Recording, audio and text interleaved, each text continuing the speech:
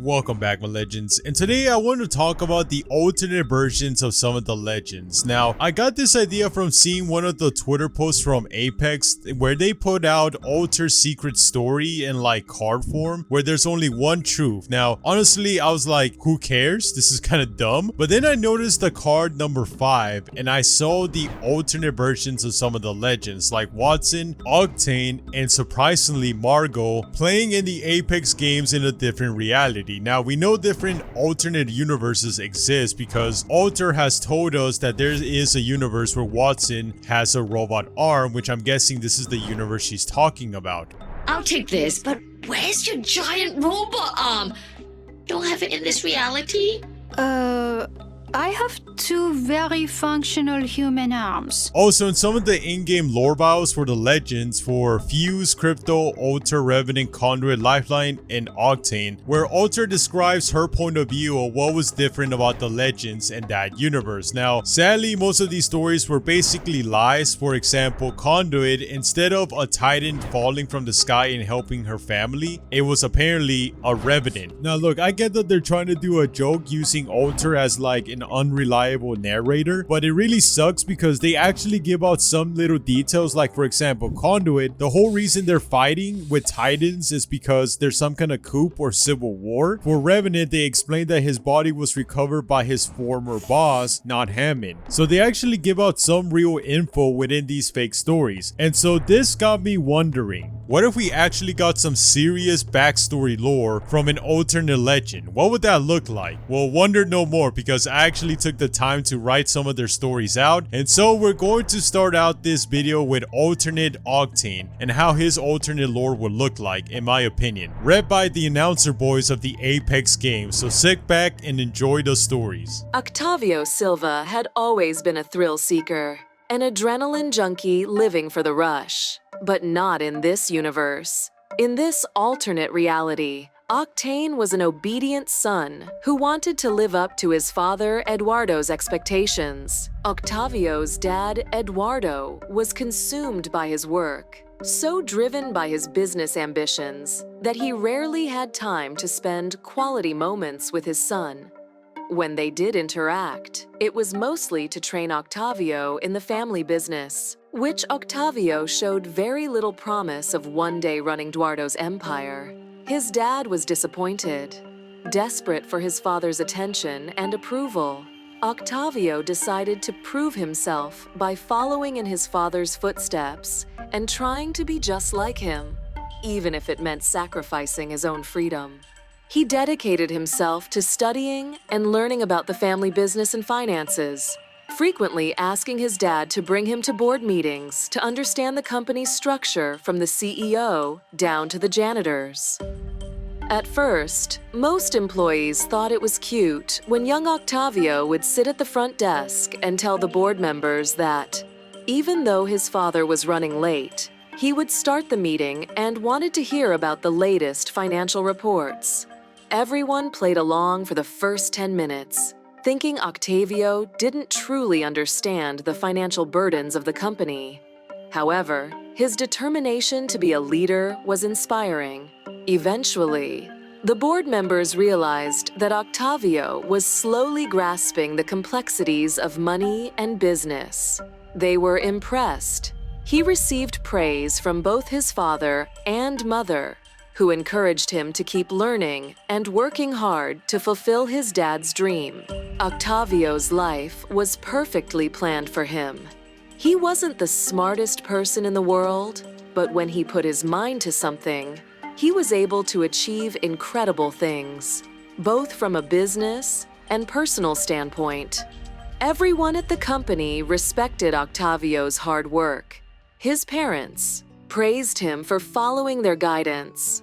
Upon reaching adulthood, he was set to marry AJ Shea, strengthening both business and personal connections within the elite circle. Everything was going well for Octavio.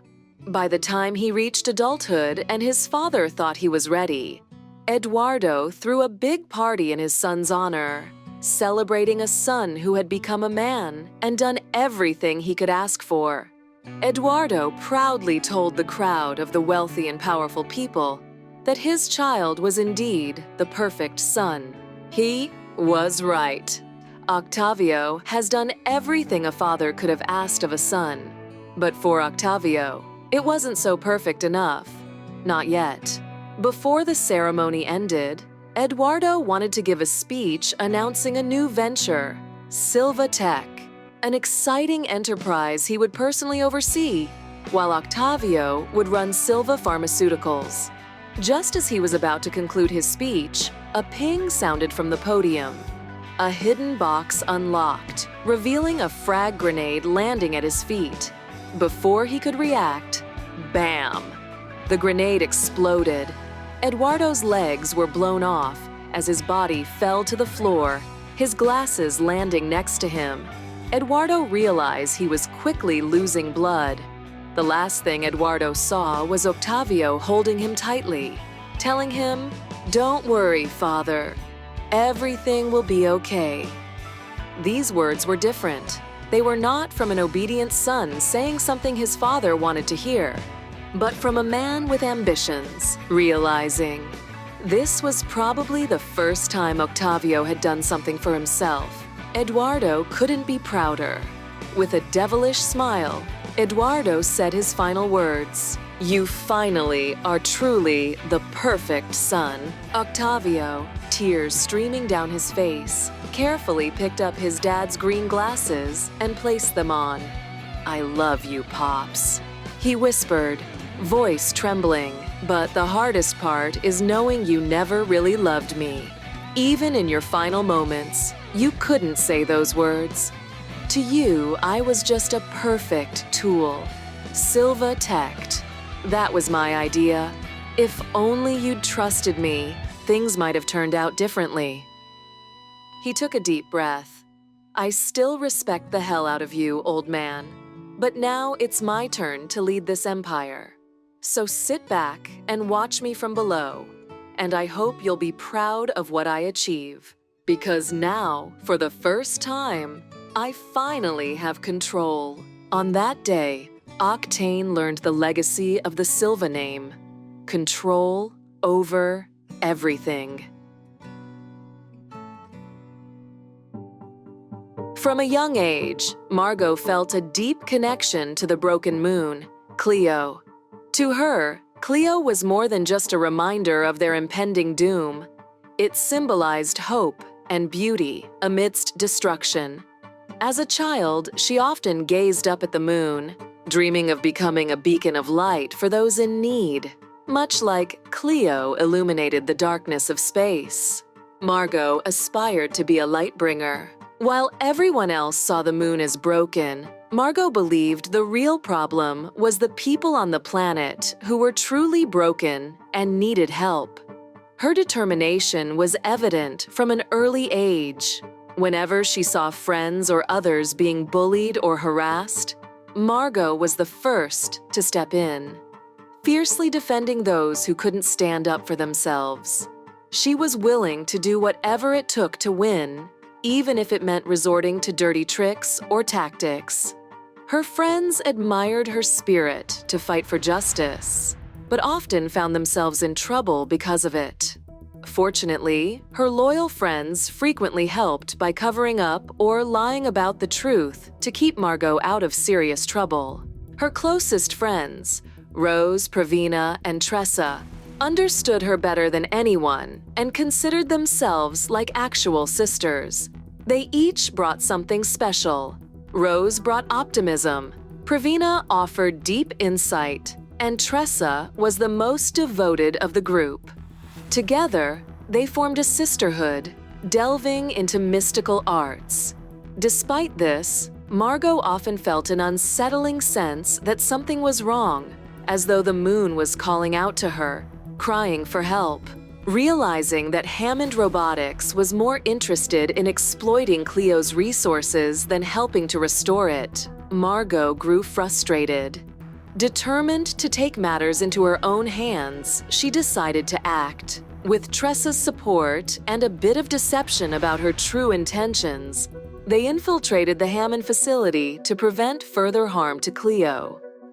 In the heart of the facility, Margo planted a bomb in the center of one of the towers. When Tressa discovered Margo's extreme measures, she was both shocked and furious. For the first time, Tressa confronted Margo, expressing her fear and anger. She warned Margo that her actions could endanger innocent lives, turn her into a wanted criminal, and potentially get someone killed. But Margo didn't care. She remembered the times they had tried protesting, only to get arrested, raising awareness, only to be ignored, and asking politicians for help, only to be lied to.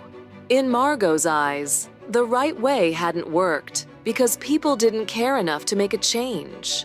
For her, this was the only way to make a difference, to take matters into her own hands. This was her chance to be the woman who saved Cleo. As the timer on the bomb ticked down, Tressa's fear turned to desperation. "Margo, please, there has to be another way," she pleaded, her voice cracking with emotion. "Think about what you're doing." Margo looked into Tressa's eyes and saw the genuine fear and concern there. It was then she realized that her actions were not just about Cleo, but also about the people she cared about. She had been so consumed by her mission that she had forgotten the very essence of her dream: to be a lightbringer, not a destroyer. As the timer on the bomb continued to count down, the facility's security lights suddenly illuminated their location. Margo's heart raced as she hurried to deactivate the bomb. Just as she reached for the device, a Hammond robotic specter flew beside her, slamming her with its fist and pulling her away from the bomb. In that moment, Margo realized it was too late. Tressa, determined to save Margo, lunged forward, grappling with the specter. "Margo, go! I'll handle this!" she shouted, her voice filled with urgency and desperation. The specter threw Tressa away and aimed its charge rifle at Margo. Tressa ran towards Margo, taking the shot meant for her. As she fell, she whispered, "Run, Margo. Be the light." Consumed by grief and rage, Margo knew deactivating the bomb was no longer an option. As the specter aimed its charge rifle at her head, Margo pulled a remote detonation device from her jacket. It could only work if she was close enough to the bomb. She looked at Tressa and apologized, realizing she had failed to save anyone, not the moon, not the people, and not her best friend. She looked at the moon's light, one last time with tears in her eyes, pressed the button, ready for the moon's warm embrace. Margo blacked out. When she awoke, she found herself still alive outside the facility, seeing it in ruins. She was confused about how she had survived. Suddenly, from the smoke emerged a devilish robot woman with horns. Well, this is an interesting turn of events, The woman said with a sinister smile. Normally in every world you would be dead or turned into her. Margo was confused by her words, wondering what she meant. The robotic devil woman continued with a devilish grin, leaning in close to Margo. I'm curious to see what you'll do in this world. Until we meet again, false savior. She said before vanishing into the night. Pushing herself up, Margo glanced at the burning facility. She vowed to honor Tressa's sacrifice and disappeared into the night.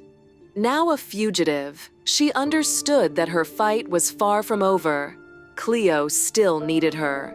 Her actions were fueled by the memory of her fallen friend and the unyielding belief that Cleo's future and its people could still be saved by her.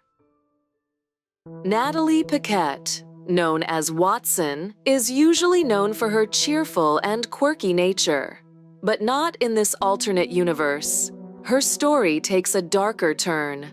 After a heated argument with her father, where she told him she hated him for not listening to her possible solution for the syndicate's problem in making a containment ring. So, Wattson ran off into the glass forest.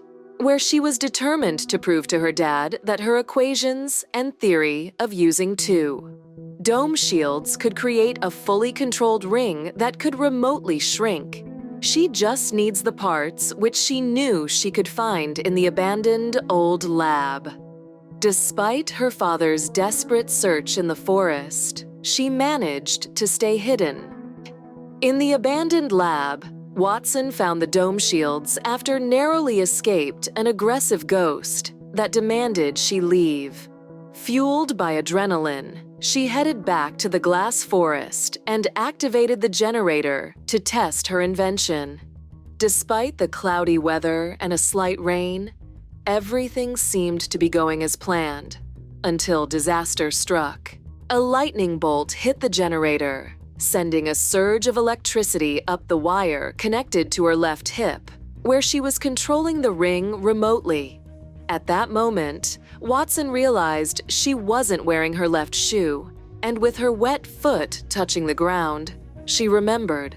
The ghost had grabbed her foot and taken her shoe off when she was trying to run away from her. She had become a complete circuit. The intense jolt hurled her 20 meters into the air, her body slamming into a tree before crashing to the ground. As she lay there, struggling to open her eyes, she saw the forest engulfed in flames and could smell her burning hair and flesh. Amidst the smoke and roaring fire, she heard her father's anguished voice calling out, "Natalie! Natalie!" Luke finally spotted her through the chaos and rushed to carry her away from the inferno. Just as they were about to escape, a massive tree branch fell on him, pinning them both to the ground. The situation seemed hopeless until a portal materialized, and a woman with glowing eyes emerged. Luke, recognizing the gravity of the situation, pleaded with the woman to save his daughter. The woman agreed, but Natalie, still conscious and unable to speak, overheard their conversation. Desperate, she screamed in her mind for the woman to save her father. The last words she heard from Luke were, "I'm sorry, Natalie. It's all my fault." This deepened her heartbreak, especially since the last thing she had told him was that she hated him. Before she could fully process her grief, the woman and Wattson were gone. The woman who saved her said, "Why did you go to the lab? You could have prevented this if you never left your house." Wattson recognized that voice. It was the same voice that told her to leave the lab in the first place. This was the same ghost woman who had taken her shoe, maximizing the damage to her body and preventing her from speaking to her dad. One last time. With her remaining strength, she opened her eyes. The last image she saw was the woman's face without the glowing eyes, an image that she would hate forever. A month later, Wattson awoke in a hospital room, still feeling incredibly weak. Commissioner Cuban Blisk entered and told her she was lucky to be alive. Unfortunately, her left arm had been so severely burned that it had to be amputated. They had found her in front of her cabin house, surprisingly already somewhat patched up. Blisk explained that the Marvin units had an emergency protocol to contact the syndicate for immediate assistance, which is only triggered when Luke Paquette is, well, confirmed dead. But the syndicate would not abandon her. They had discovered from her journal that she knew the equations to create a containment ring for the Apex games. The loss of Luke Paquette was a severe blow, but they recognized her potential. If she agreed to help, Blisk would make sure she always had a home and job in the Apex games. Blisk was expecting Wattson to be in tears, so he was surprised when he heard her laughing instead.